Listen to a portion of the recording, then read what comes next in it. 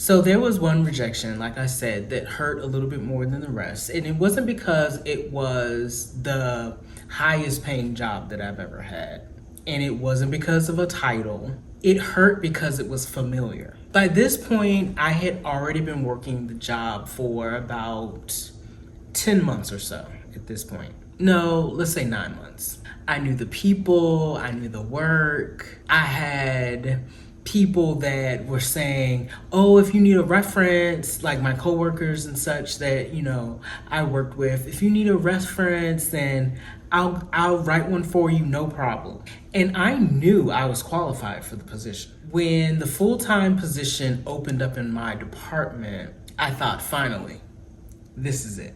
This has got to be what God has been preparing me for.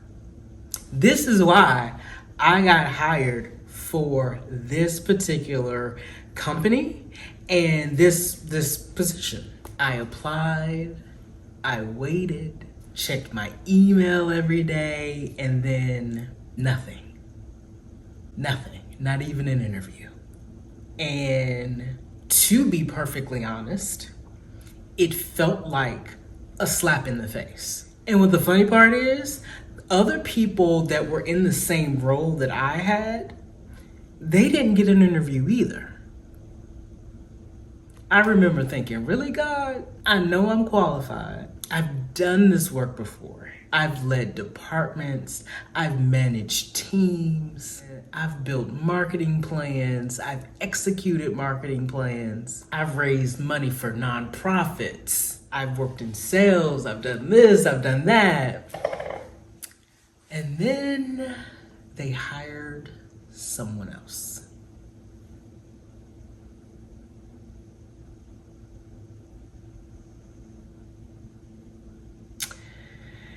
Anyway, God is still good. This is what I've learned from that. Sometimes our qualifications are not the deciding factor. God's direction is.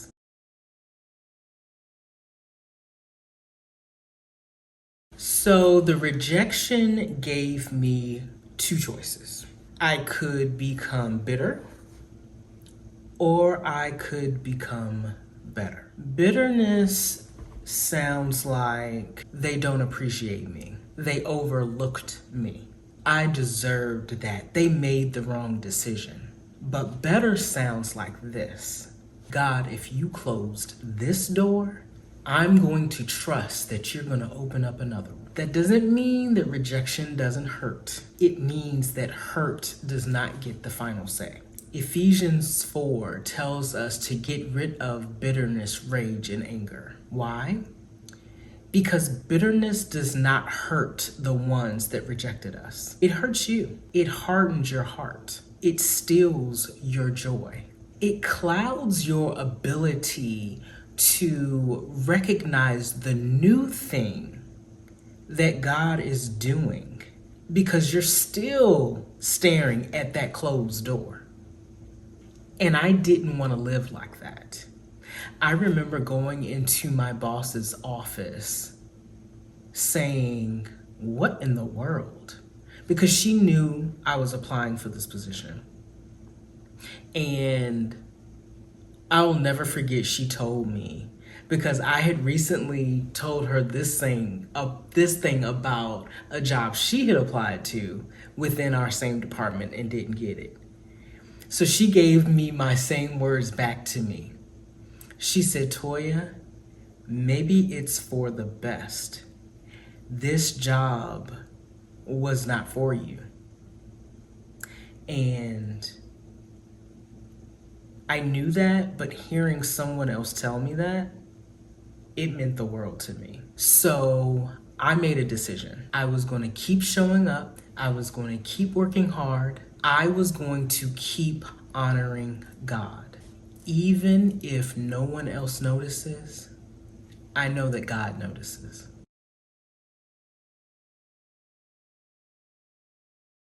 So a few weeks later, I'm at home, I'm sitting on my couch, right? And I'm staring out of the window, my back window, in the back of my house. I have sliding doors. And I'm just staring out of my window, watching the sunset, as I often do. TV was off, no devices around, laptop closed, sitting beside me. And I'm just staring out the window. I often go to my couch and look at the sunsets because it's just beautiful. That's something that I love to do, is watching sunsets. There's something about watching the sun go down and just the colors that are in the sky. It's just so, the quiet is so beautiful to me. I wasn't praying this big dramatic prayer. I wasn't even praying at all at the time. I wasn't fasting, I wasn't crying. I was just being still. As I sat there, I felt a nudge. Nothing audible, no booming voice from heaven, as some people like to imagine the voice of God coming down. Nothing like that. Just a thought that would not leave me alone. Open your laptop. So I did.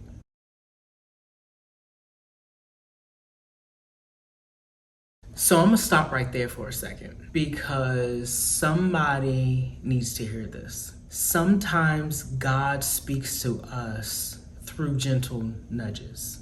We keep waiting for lightning bolts. God whispers. We keep waiting for these signs from the sky. God says, check your email. Call that person. Read that scripture. Apologize. Apply.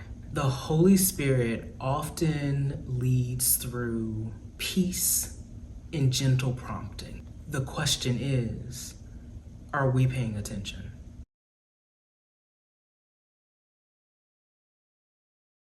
So I opened my laptop. I went to this particular organization's website. Now here's the funny part. I never looked there, ever. Matter of fact, when I checked my application history later on, I had not applied to a job there since 2018. That was around the time I was laid off from the pharmaceutical sales position.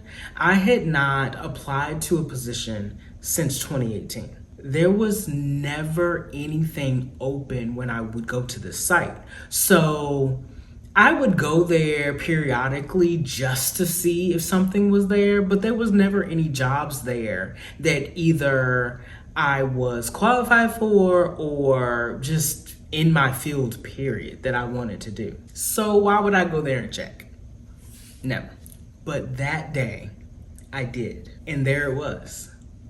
The exact position that I was doing part-time.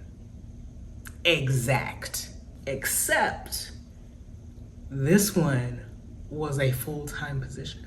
Same kind of work, same creativity, same mission. I literally sat there and started staring at the screen because I knew that this was not a coincidence. This was confirmation. Isn't it amazing how God can hide something until the exact moment you're ready to see it? If I had looked a month earlier, it may not have been there. If I had looked a week later, it wouldn't have been there. I might have missed the deadline. God's timing is precise. Not too early, not too late, but right on time. Not my time, his time.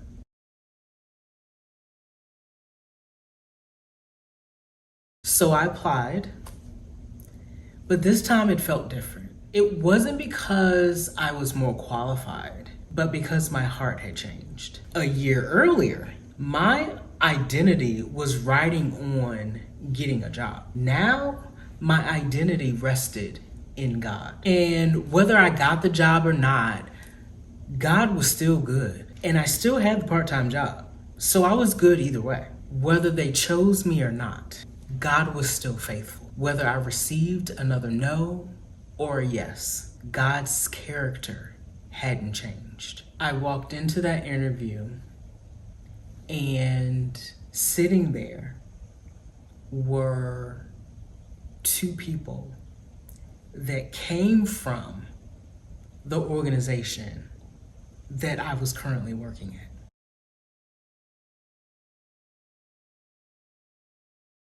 One day my phone rang. I got the job. I wish I could tell you that I screamed. I didn't. I smiled and I thanked God. Not because I finally had a full-time job, but because I finally understood what God was doing the whole time. He wasn't withholding, he was preparing. He wasn't ignoring me, he was shaping me. He wasn't punishing me, he was protecting me.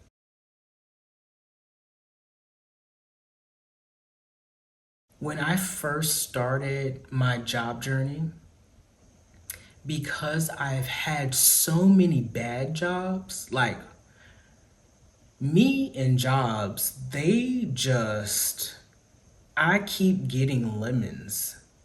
But I was specific in my prayers as to what I wanted when it came to jobs.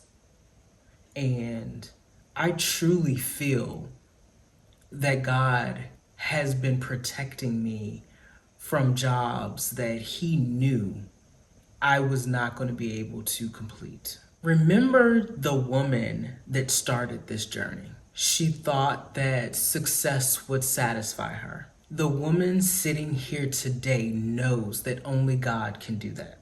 The woman that is sitting here today thought that every rejection was these companies hating on your girl. Now she sees that rejection was redirection. The woman that started this journey wanted answers. The woman sitting here today wants God's will. Those are two different people.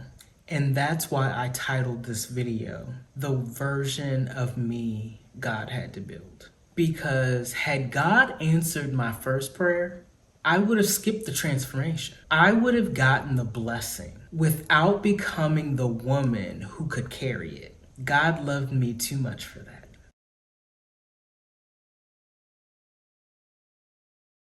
So maybe you're out there watching this right now and in your own waiting season.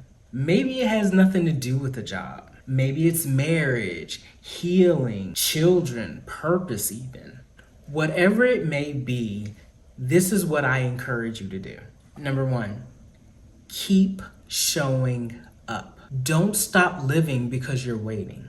Be faithful where you are. Number two, stop interpreting closed doors as God's absence. Sometimes they're His protection. Number three, let your prayers mature. Move away from saying, God, give me what I want.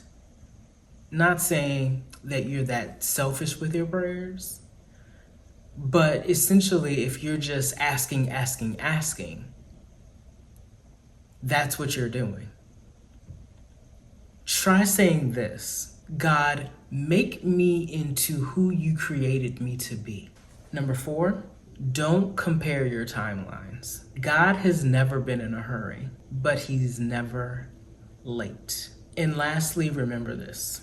The greatest miracle may not be what you think you're asking God for. The greatest miracle may be the person you're becoming while you wait. If there is one thing that I hope you can take away from this story, it's this. Don't waste your waiting. Waiting is not punishment. Waiting is often the classroom. It's where God teaches trust. It's where He teaches patience. It's where He strips away pride. It's where He builds character. It's where He reminds us that He is enough. If He gave you everything you asked for at that moment you asked, you may not discover who He really is. And maybe, just maybe, That's the greatest gift. If this message encouraged you today, would you do me a favor? Hit that like button, subscribe to the channel if you've not already have, and share this video with someone who is in their waiting season. You never know who needs to hear that God has not forgotten about them. I would also like to hear from you in the comments. I hear from you guys in my DMs, but especially over on Instagram, I hear from you guys. But I would love to hear from you in the comments, because you don't even know how your comments could affect someone else's life, because they might be thinking the same way you are. And I want people to know that they're not alone. We are all going through something. And if you're not, hats off to you. But we all go through almost the same struggles, but in different ways, if that makes sense. But I would love to hear from you in the comments, knowing what has God been teaching you in your season of waiting. Let's encourage one another. Every week I come up here and I have real conversations with you all about faith, healing, purpose, relationships, and trusting God through every season of your life. I want you to come back next week. So until then, keep trusting, keep praying, and keep growing. God is not finished with your story yet. The version of you that He is building today is preparing you for the life that He has already prepared for you. And as always, remember this: you were given this life because you are strong enough to live it. Until next week, I will see you all. I love you, I love you, I love you. Have a great, fantastical week. Bye for now.